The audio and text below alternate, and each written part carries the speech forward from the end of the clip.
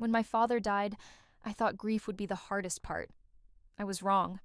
The hardest part was what came after. My father wasn't perfect, but to me he was larger than life. A self-made man who built an empire from scratch. Real estate, businesses, investments. He raised us to believe legacy mattered more than luxury. But those lessons came with a cost. There were 3 of us. Emma, the golden child, polished, disciplined, dad's pride. Daniel, the rebel, brilliant but destructive, burning every bridge he touched. And me, the middle ground, the one who tried to keep peace even when no one wanted it. After our mother died, the cracks widened. Dad buried himself in work. Emma chased perfection, Daniel chased chaos, and I stayed stuck in between. By the time Dad passed, Emma and I barely spoke, and Daniel was a stranger living states away. So when the lawyer called about the will, I expected clarity. Dad had been meticulous in everything. He wouldn't leave us tangled in confusion. At first, it seemed straightforward. We sat together in a paneled office, silent after years apart, as the lawyer listed the assets, properties, accounts, investments, a fortune large enough to change all our lives. Even Daniel's smirk slipped for a moment. Emma's hand trembled on her necklace. I felt it too. That dizzying rush of realizing the future might look very different. But then the lawyer paused. His voice hardened. There is, however, a condition. The inheritance will only be released if his children reconcile, meeting, communicating, and jointly managing the estate until the executor is satisfied the family relationship is restored. Emma's face drained. Daniel let out a low whistle. And me? I just sat frozen. Because Dad hadn't just left us money. He'd left us one final test. The lawyer's words didn't just shock me. They ripped open memories I'd spent years trying to bury. Growing up, our family wasn't balanced. Emma was the star. Straight A's, flawless speeches, the daughter Dad paraded at business dinners. She seemed born to carry his legacy, and he never missed a chance to say so. Daniel, on the other hand, was his opposite. Brilliant but volatile, he hated rules and bristled under Dad's control. Every argument with him rattled the walls. And me, I was the buffer. Never the star, never the rebel. Just the one trying to keep peace in a war no one wanted to end. The favoritism wasn't subtle. When Emma landed an internship, Dad toasted her at dinner. When Daniel dropped out of college, Dad said he'd wasted his potential. My small victories barely registered at all. The breaking point came when Dad announced he was transferring majority shares of the business to Emma. He framed it as practical. She was responsible, disciplined, the one who would secure the family legacy. Daniel erupted, accusing him of favoritism, of never believing in him. I still remember the sound of his chair scraping back, the door slamming as he stormed out. He never came back. I stayed, trying to bridge the gap, but it was useless.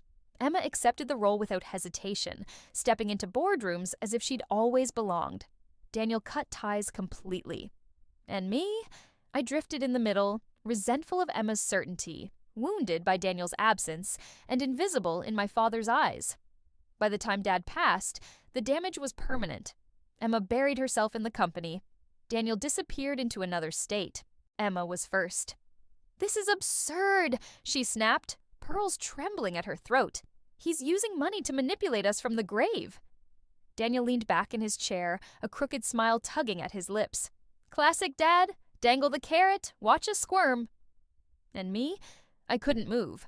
My chest felt tight, like the walls of that office were closing in. Reconcile. The word echoed through me like a command I couldn't obey.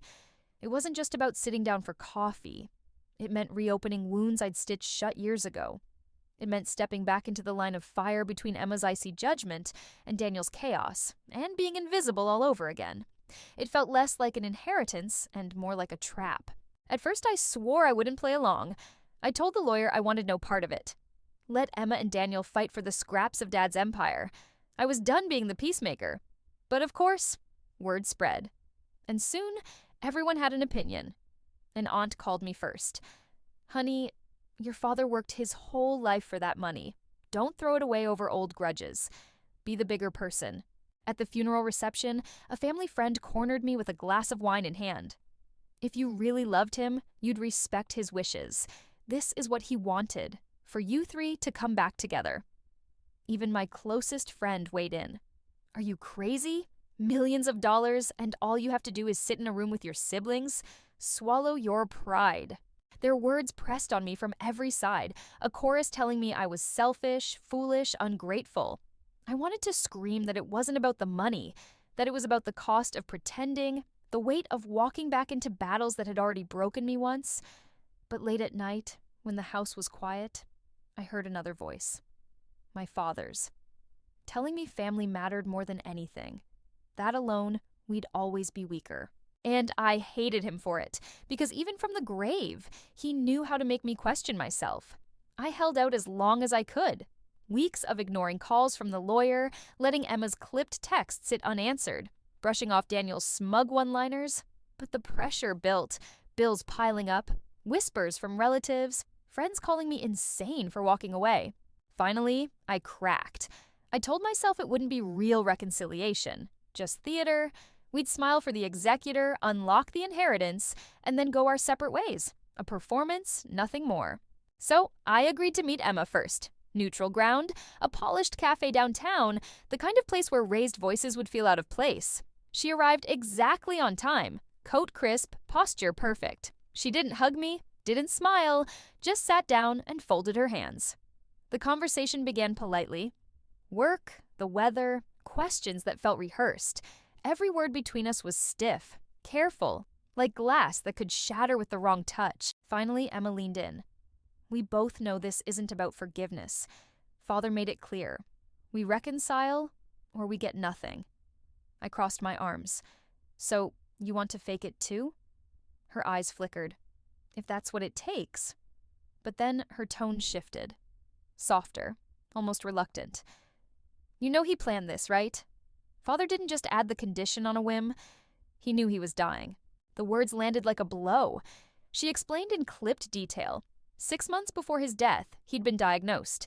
He kept it secret, met with lawyers, and designed the will to trap us into confronting each other. He hadn't wanted sympathy. He wanted control, even at the end. My stomach twisted. It was one thing to think this condition was a cruel flourish. It was another to realize it had been deliberate, calculated, hidden. I asked why she hadn't told me. Emma's lips tightened. Because you always overreact. That was the spark. All the years of being called emotional, weak, second best came boiling out. I accused her of hoarding Dad's approval, of keeping me small. She shot back that I'd always played the victim, always let Daniel run wild because I lacked the backbone to stop him. Voices rose, cups rattled on the table. The cafe blurred away until it was just the two of us, locked in the same fight we'd been having since childhood.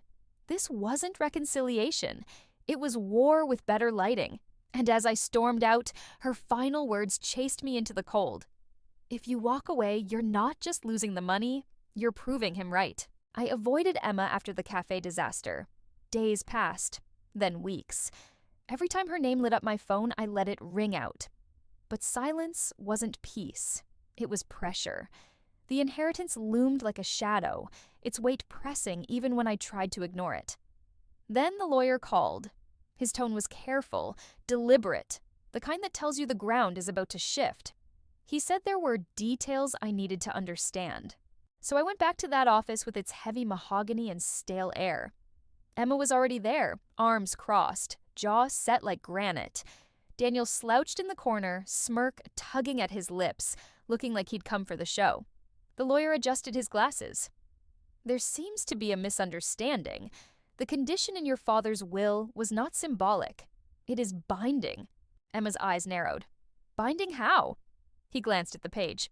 The inheritance is not liquid. It's tied to assets, primarily businesses, properties, and trusts. To access any of it, the three of you must jointly manage the estate for a minimum of 5 years.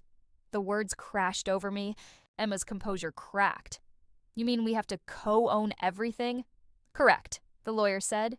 Decisions must be unanimous. No property sold, no investment made, without agreement from all three. Daniel barked out a laugh. So Dad's still chaining us together. From the grave. But I wasn't laughing. My stomach twisted as the reality sank in. This wasn't about staging fake dinners or smiling for an executor. This was daily life. Meetings, contracts, decisions. 5 years tethered to Emma's icy control and Daniel's chaos. The lawyer continued, listing just enough to make the scale clear. The family business, the empire Emma had poured her life into, the same one Daniel once stormed away from. The old family home, creaking but priceless, still standing like a monument to every argument we ever had. And sprawling rental properties, tied up in trusts meant for the next generation. It wasn't numbers on a page. It was our past, present, and forced future, knotted together in legal ink. Emma's voice sharpened to a blade. This is absurd. He can't expect us to function together for 5 minutes, let alone 5 years. The lawyer folded his hands. He anticipated your objections. His intention was clear. Either you cooperate or you forfeit everything. Individually, you cannot access a cent. Collectively, you can unlock it all. Daniel leaned back, grin widening. Well, this should be fun. Emma running board meetings, you trying to play mediator, me stirring the pot. What could go wrong? I shot him a glare, but his words only underlined the truth. My plan to fake reconciliation had collapsed. There was no shortcut, no loophole. Dad had locked us together, daring us to either rebuild or destroy each other trying. I could see his fingerprints all over it. The man who preached family dinners, who forced vacations when we'd rather be anywhere else. The man who hated division, who thought unity could be willed into existence. Even in death, he was orchestrating our every move. Emma muttered about finding a way around it. Daniel looked ready to treat it like a game. And me? I sat frozen, realizing the cruelest twist of all. We weren't just pretending anymore. We were bound. The first months of joint management were exactly what I feared. Chaos disguised as meetings. Emma approached every decision like a boardroom battle. Charts, contracts, a clipped voice that cut me down before I'd finished a sentence. Daniel did the opposite. He'd show up late, toss out wild ideas just to watch Emma snap, then sit back smirking while sparks flew. And me? I spent half my energy trying to keep them from tearing each other apart, the other half wondering if I'd made the biggest mistake of my life. One meeting nearly broke us.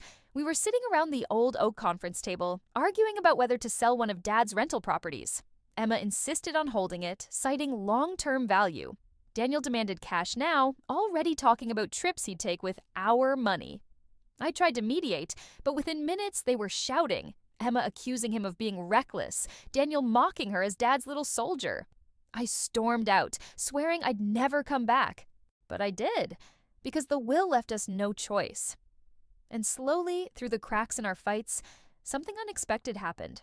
One afternoon, buried in paperwork for a trust fund, Daniel muttered a joke about Dad's obsession with handwritten ledgers, how he once made us balance allowances in a notebook like we were junior accountants.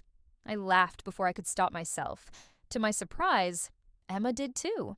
For a moment, the tension lifted, and we weren't opponents. We were siblings remembering the same ridiculous man who raised us. Moments like that didn't erase the anger. We still clashed constantly. Emma still corrected me at every turn. Daniel still pushed buttons just to watch me flinch. But in between, tiny threads began to weave back together. Shared memories, reluctant compromises, even the occasional silence that didn't feel hostile. It struck me then, maybe Dad never expected us to fully reconcile. Maybe he knew we'd never hug it out and forget decades of bitterness. Maybe what he wanted was simpler. Proximity. He wanted to force us back into each other's orbit, long enough to dull the edges, long enough to remember that beneath the pride and resentment, we were still bound by something more stubborn than hate. The money didn't buy us peace, it demanded it. He didn't just leave us a fortune, he left us the fight to heal. Not perfectly, not completely, but enough. Sometimes the person you thought was manipulating you is really trying, in their flawed way, to save you, and sometimes love comes disguised as conditions.